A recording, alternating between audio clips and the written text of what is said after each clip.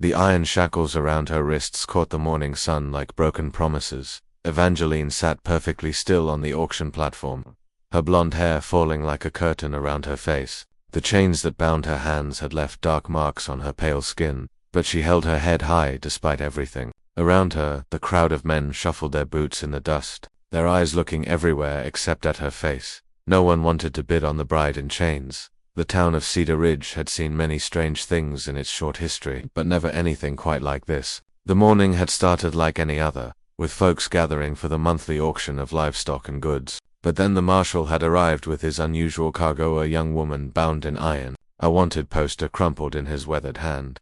"Evangeline Parker," the auctioneer called out, his voice carrying across the silent crowd, "charged with theft of a horse and grain. Sentenced to be served through marriage bond to a suitable husband who will take responsibility for her debts." The silence stretched on like taffy in summer heat. Men who had been laughing and joking moments before now studied their boots or the clouds drifting overhead. Some whispered among themselves, shaking their heads. Others simply turned away. From his position near the back of the crowd, 17-year-old Mason Fletcher watched it all with growing unease. He had come to town with his father to buy supplies for their ranch, not to witness this strange spectacle, but something about the young woman on the platform held his attention. Maybe it was the way she kept her chin up despite her circumstances. Maybe it was how her eyes, when they swept across the crowd, showed more defiance than fear. Or maybe it was simply that Mason had never seen anyone look so completely alone in a crowd of people. "Come now, gentlemen," the auctioneer tried again. "The lady is skilled in cooking and household management. Her debts amount to no more than $40. Surely someone $40 for a horse thief," called out a voice from the crowd. "I wouldn't pay for." A ripple of uncomfortable laughter spread through the gathered men. Evangeline's jaw tightened, but she said nothing. Mason's father, William Fletcher, stood beside his son with his arms crossed over his broad chest. He was a fair man, known throughout the county for his honest dealings and kind heart, but even he shook his head at the scene before them. "Poor girl," William murmured under his breath. "This ain't right, putting her up for auction like a piece of livestock. Then why doesn't someone help her?" Mason asked quietly. His father glanced at him with surprise. "Son, taking on someone else's debts and troubles isn't something you do lightly. Marriage is serious business, even in circumstances like these." The auctioneer was growing desperate. $35. Then, surely the lady is worth $5. The voice was thin and reedy, coming from near the front of the crowd. Mason craned his neck to see who had spoken. It was Jeremiah Colt, a man known for his meanness and the bruises his wives always seemed to carry. He had buried 2 wives already, both under mysterious circumstances. Evangeline's eyes found Colt in the crowd, and for the first time, Mason saw real fear flicker across her face. $5 is the current bid," the auctioneer said, though his voice lacked enthusiasm. "Do I hear 10? The silence was deafening. Mason watched as Evangeline's hands trembled slightly in their shackles. She was trying to be brave, but the thought of being bound to a man like Colt was clearly terrifying her. "Going once," the auctioneer called. Mason's heart began to race. He thought of his mother, who had died when he was 12. She had always taught him to stand up for those who couldn't stand up for themselves. What would she think of him if he just stood here and watched this happen? Going twice, Mason's mouth went dry. He was just 17, barely more than a boy himself. He had no money of his own, no real understanding of what marriage meant, but he couldn't stand by and watch Evangeline be sold to a man who would likely hurt her. The auctioneer raised his gavel. "Going $50. The words left Mason's mouth before he fully realized he had spoken. The entire crowd turned to stare at him, including his father, whose eyes went wide with shock. "Did you say $50, son?" the auctioneer asked, clearly surprised by this turn of events. Mason's throat felt like it was lined with sandpaper, but he nodded. "Yes, sir, $50. A murmur ran through the crowd. Jeremiah Colt spun around to glare at the young man who had outbid him, his face twisted with anger. But $50 was more money than most of these men saw in months, and Colt clearly didn't have it. "Any other bids?" the auctioneer called, his voice suddenly cheerful again. The silence that followed was different from before. This time, it felt final. "Sold to young Fletcher for $50. Mason's father grabbed his arm. "Son, what have you done? $50 is more than we have." "I'll work for it," Mason said quietly, his eyes never leaving Evangeline's face. She was staring at him with an expression he couldn't quite read. Surprise, certainly, but something else too. Relief, maybe, or hope. The marshal approached them after the crowd began to disperse. He was a weathered man named Tom Bradley, who had known the Fletcher family for years. "This is mighty unusual, Mason," the marshal said, jangling a set of keys. "You sure about this? Taking on a wife is serious business, especially under these circumstances." "I'm sure," Mason replied, though his voice shook slightly. The marshal studied him for a long moment, then nodded. "Your father raised you right, boy. I can see that." He turned to William Fletcher. "You'll stand good for the debt." William Fletcher looked at his son, then at the young woman sitting quietly on the platform, and finally at the marshal. "If Mason says he'll work for it, then he will. The Fletcher name is good for $50. The marshal nodded and walked over to where Evangeline sat waiting. The crowd had mostly dispersed by now, but a few curious onlookers lingered to watch the conclusion of this strange transaction. "Miss Parker," the marshal said gently, "this young man here has paid your debt. According to the law, you're now bound to him in marriage until such time as the debt is worked off." For the first time since Mason had seen her, Evangeline spoke. Her voice was soft but clear, with a slight accent that suggested she came from back east somewhere. "And what kind of man are you, Mason Fletcher?" The question caught him off guard. He had expected her to be grateful, or perhaps frightened, or maybe angry about her situation. He hadn't expected her to interview him.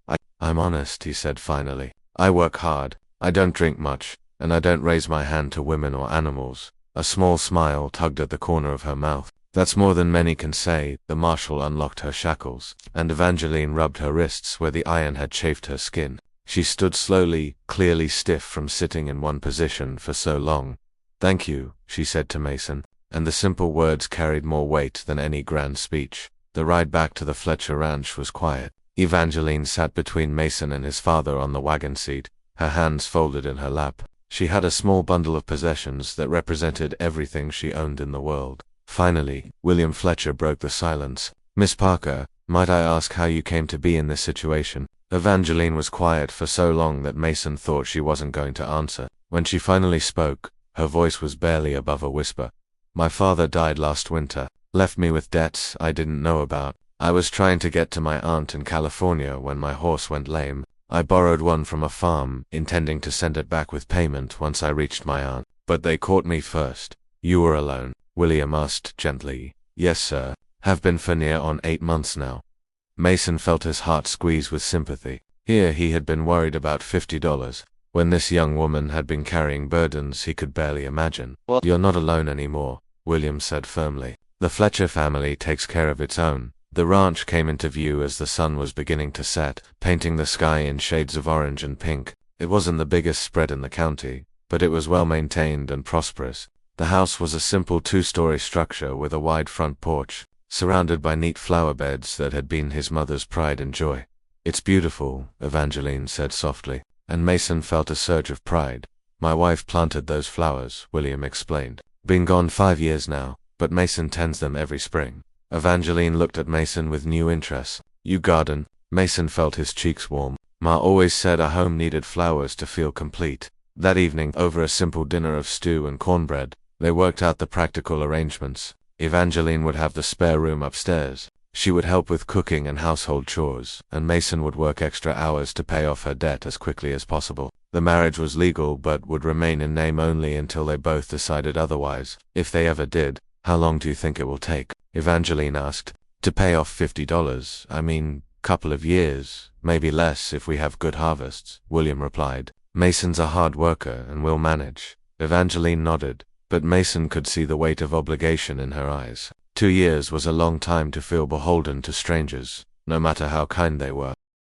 Over the following weeks, a comfortable routine developed. Evangeline proved to be an excellent cook and a tireless worker. She mended clothes, tended the vegetable garden, and even helped with some of the lighter ranch work. More importantly, she brought laughter back to the Fletcher house for the first time since Mason's mother had died. Mason found himself looking forward to their evening conversations on the front porch, when the day's work was done and they could simply talk. Evangeline was well educated and had traveled more than Mason ever had. She told him stories of the cities she had seen and the people she had met. In return, he shared his dreams of expanding the ranch and maybe raising horses someday. One evening, about 6 weeks after the auction, Evangeline brought up something that had been bothering her. "Mason, why did you bid on me that day? Really? Mason was quiet for a long moment, watching fireflies dance in the gathering dusk. "You looked brave," he said finally. "Even scared and chained up like that, you looked brave. I couldn't stand the thought of you going to someone who would break that spirit."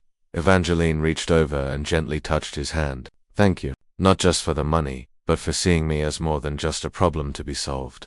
Summer turned to autumn, and autumn to winter. Mason worked harder than he ever had before, taking on extra jobs in town whenever he could find them. Evangeline continued to prove herself invaluable around the ranch, and gradually, the formal politeness between them gave way to genuine friendship. It was during a fierce December blizzard that everything changed. William Fletcher had gone to help a neighbor whose barn roof had collapsed under the weight of snow, leaving Mason and Evangeline alone at the ranch. The storm hit harder than anyone had expected, and soon the wind was howling around the house like a living thing. They were sitting by the fire, playing cards and trying not to worry about William, when they heard a tremendous crack from outside. "The barn," Mason said, jumping to his feet. "Something's wrong with the barn." He grabbed his coat and headed for the door, but Evangeline caught his arm. "You can't go out in this weather. You'll get lost before you make it 50 feet.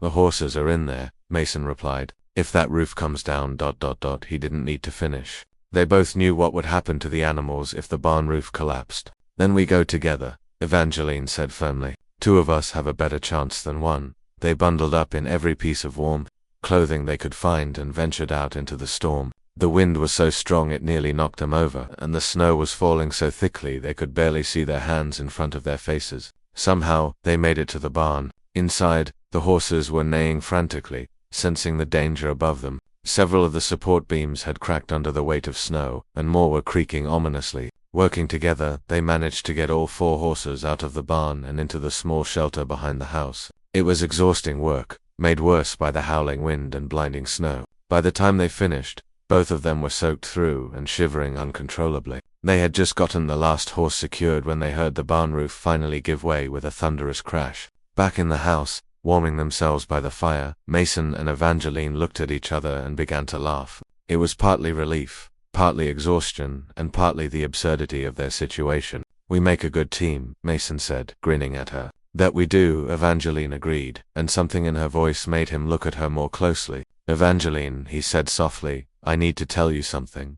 She waited, her eyes never leaving his face. "These past months, having you here, it's changed everything for me. You're not just someone I helped anymore. You single quotes re. He struggled for the right words. "You're the best part of my day, every day." Evangeline was quiet for a long moment. Then she reached over and took his hand, the same way she had that evening on the porch months before. "I was hoping you'd say that," she whispered, "because somewhere along the way I stopped thinking about California, stopped thinking about leaving this place, this life. It feels like home now." "You feel like home?" Mason squeezed her hand gently. "What does that mean for us?" "It means I don't want this to be just about debt anymore," Evangeline said. "It means I want this to be real." "If you do." Mason's answer was to lean forward and kiss her softly, tasting snowflakes on her lips. When William Fletcher returned the next morning, he found them planning their real wedding, not the legal ceremony that had bound them by law, but the celebration that would bind them by choice. The debt was paid off 18 months later, but by then it no longer mattered. Mason and Evangeline Fletcher had built something worth far more than $50. They had built a love that had grown from compassion, been strengthened by hardship, and been sealed by choice. And in the flower garden behind their house, where Mason still tended his mother's roses, they planted new blooms together, symbols of a future that neither of them had dared to hope for on that dusty morning. When a young woman sat in chains and a rancher's boy reached for her hand,